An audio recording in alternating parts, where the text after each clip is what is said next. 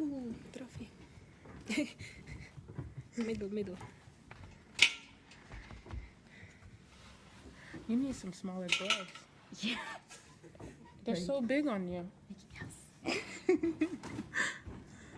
Ladies, many congratulations on winning your second Grand Slam title together. You won 2 of the last 3 majors.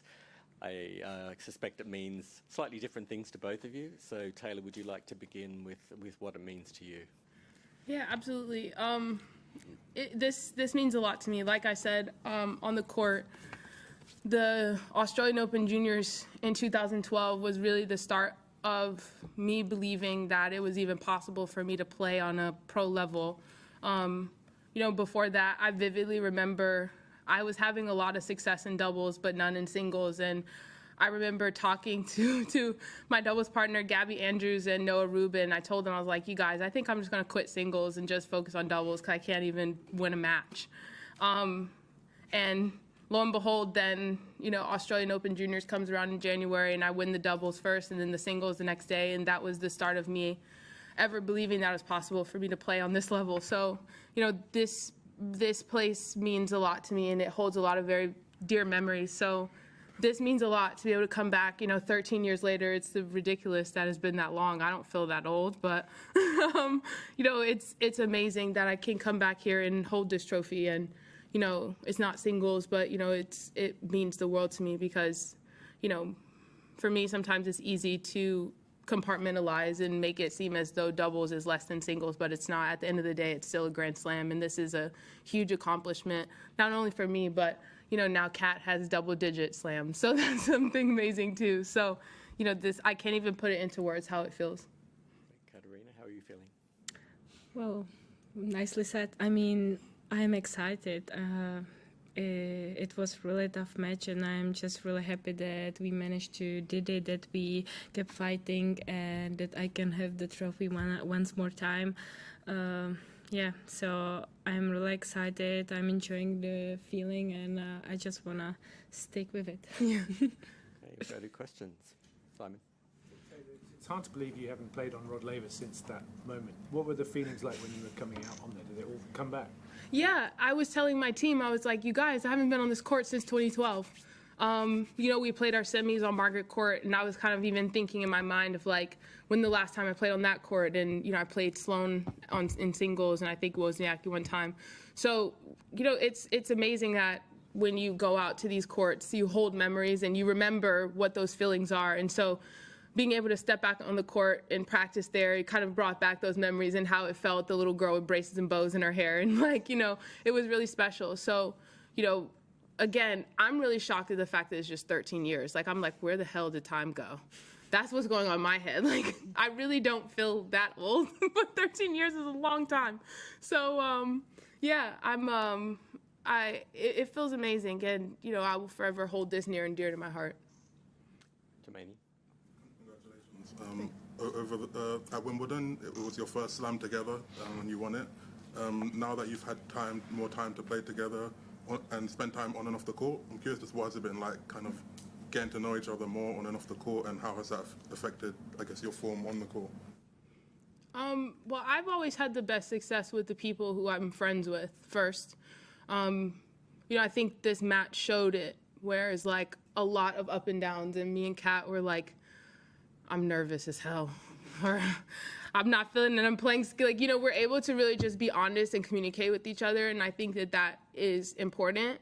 We're able to work together and just be honest and about how we're feeling, and sometimes in those moments, that's just what you need to be able to let it out without any judgment or not feeling like you have to be perfect, for your partner. I think what we're doing the best is being able to hold each other up when the other is not playing the best. We're able to raise our level so that we can get back on the same page together. So I think this match really showed that. And, off the court, we have a great time. We laugh, we joke.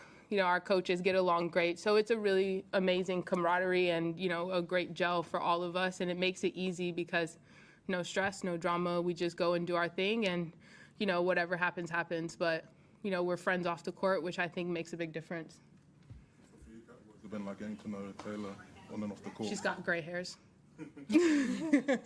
say it one more time? What has it been like getting to know Taylor on and off the court and building your partnership, I guess? I'm enjoying it.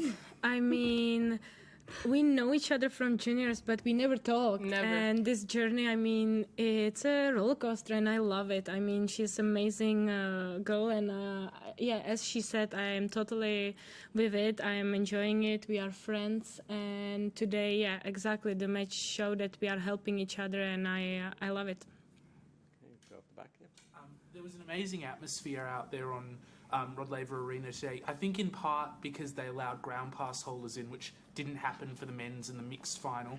Did that bolster you having a big crowd to play in front of, and is that something you think Grand Slam organisers should make mandatory for doubles finals? I definitely think so. You know, at the U.S. Open, Eric Buderak gave us 200 plus tickets that we could have given to anybody, and I did a giveaway. You know, I think that this is an opportunity for people to be able to come see high-level tennis. You know, it's a match at 3 o'clock in the afternoon instead of having to wait until 7:30 to watch the men's final, you know. So I definitely think that is something that they should incorporate. Also, it gives us a chance to be able to play in front of a great crowd. I mean, it was really fun. I was shocked at how it was like, you know, how it was tipping. But, you know, it just shows that there are people that are supporting, and, you know, to be able to give the fans an opportunity to see this and not have to, you know, not monetize off of it, essentially, you know, being able to get us that exposure. That's what it means. I mean, it looks great when you have a full crowd and people cheering and you having great points. That looks amazing, not only for, you know, the court and for us, but for the tournament as well. So I hope that that's something that we can continue, and, you know, we can, as players, can continue to bring our friends, family, you know, friends of friends can come to the matches and support us as well. So I hope that is something that can continue, you know, over all the slams, really. I think that it's great. Ben. Katerina, with your 10th slam and a couple Olympic medals and stuff, I think you're way ahead of everyone else in your generation, probably men and women, in terms of doubles success. Pretty much anyone under 40, you're like way ahead of all of them. And so I'm curious, I guess, for you, how that feels to be so clearly the GOAT of this generation. Yeah. And then Taylor, if you can chime in too with just how great she is, basically, and what you've seen from her up close in terms of what's made her so damn good for this long while.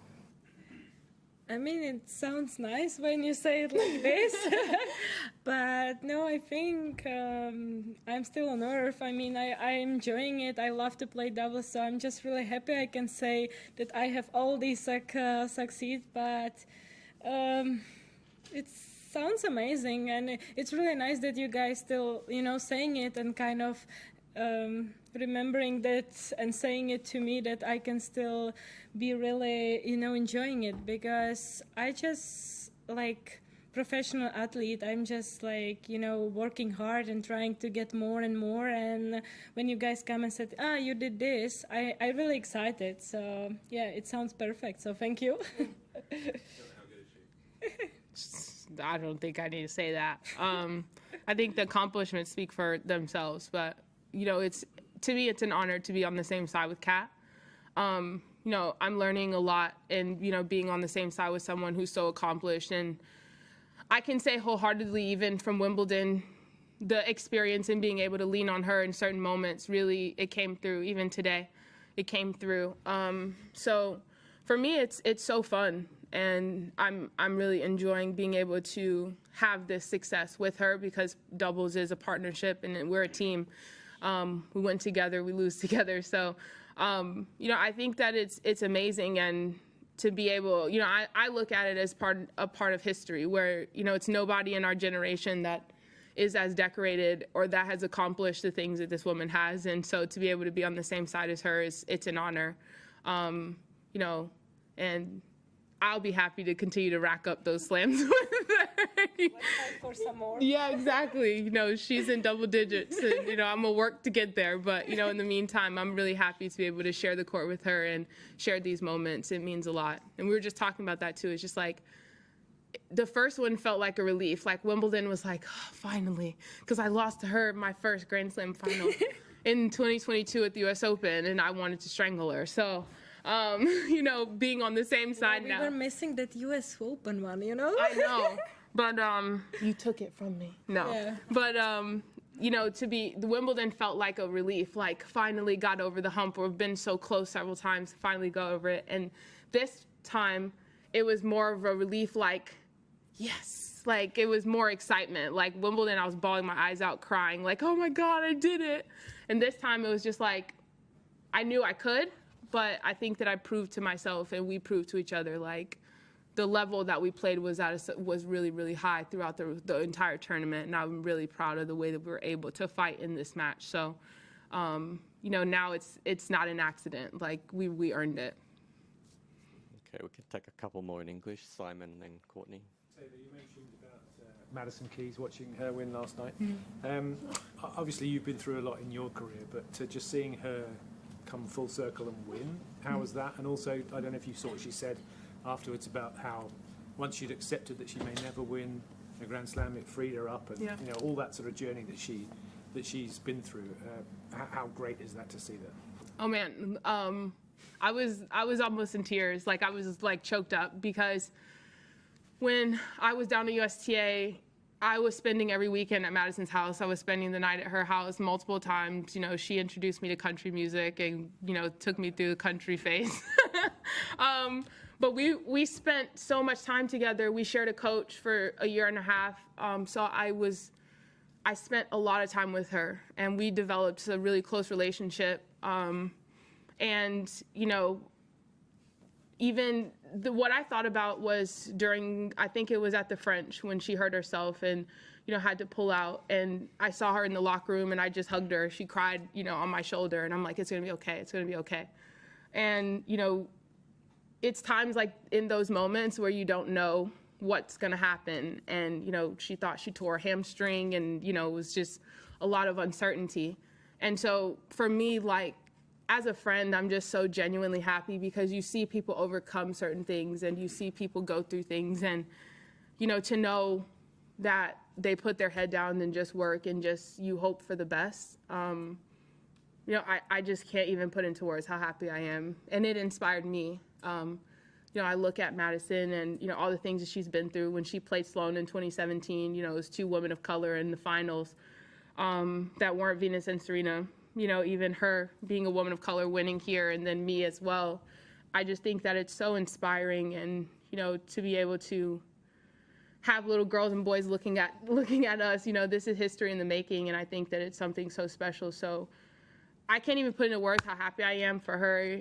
You know, the first is always so great, and it's like kind of a relief. She's been close before, and I know I can attest to that feeling in doubles, as I was speaking about in Wimbledon. But, you know, it is different, but it's not in singles as well. You know, getting over the hump is getting over the hump no matter what. So, you know, I have so much love for her. You know, being able to see her tie the knot. I went to her wedding in Charleston, and, you know, being able to share that moment with her off court and just see the success on court, you know, it's priceless. So, you know, I'm just so happy. So, yeah, definitely both of our names etched in this book over for the years to come, and, you know, that's special. Courtney. On today's match, fans were very excited to see the 4 of you guys go up against each other, just given your stature individually as the 4 of you. What was it like to face a team of Su-wei and Jelena? What were you guys kind of seeing that they were producing, the puzzle that needed to be solved, and what ultimately was the solution? I won't give you my game plan. No, I'm kidding. You know, they're a tough team, and I think it's hard when we've played them separately with other people. So then when they come together, it's different. Like, we played Su-wei and Merton several times last year. We played Ostapenko and Kitchenok several times last year. So we're familiar with their games, but then it's a switcheroo. So we have to adjust to that. And they play really well together. You know, Su-wei is so crafty and is able to do so many great things. Jelena is so powerful from the baseline and so accurate with her ground strokes. So, yeah, I mean, a lot of the points that we lost were on our racket. You know, a lot of the games that we lost was on our racket. So, you know, that's what we spoke about. We're like, we're doing the right things. We might have got a little scared, got a little tentative, but, you know, in the last set, we really just played to win and just played the big points and the big moments, and we stepped up. and that's what it came down to. So didn't let the little things bother us, get in the way, or we didn't get distracted by the mistakes that we made, which kind of is what happened in the second set. I think that's what we're the most proud of. You know, we were able to problem solve and fight back. And it was really just a fight. It was a fight up here because it didn't have anything to do with swinging the racket or, you know, shots or anything like that. It was all between the ears. So I think for myself, I don't know, I can't speak for Kat, but for me, I'm happy with the way that we fought mentally and were able to fight through those tough moments and kind of overcome. Because, I mean, we were talking about it. I'm like, oh, my legs are so heavy. I can't move. You know, we're like, okay, we're swinging. We're doing this. We're playing to win. So that's what we kept saying. We just were the aggressors and just played to win, and we came out on top. Okay, I'll take one more in English. I'm getting a bit nervous about Katerina's flight. Oh, yeah. I'm getting more nervous. I'm talking too much. Ben, did you? If you need to catch for Taylor, you want to leave. I just wanted to ask, you can keep this short if you want, but knowing that it was going to be if you would have no idea it would have been 13 years between your appearances on Rod Laver Arena, and I was there for your first one, so I was thinking that also as I was watching you out there today.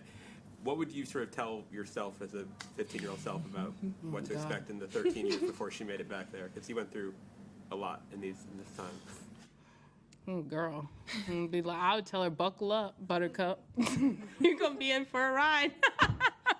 No, honestly, I don't know. I mean, at the time, you know, I was so over the moon. Because like I said, I didn't think that I was possible, you know. So being able to play on that court and accomplish things that I did showed me that I could.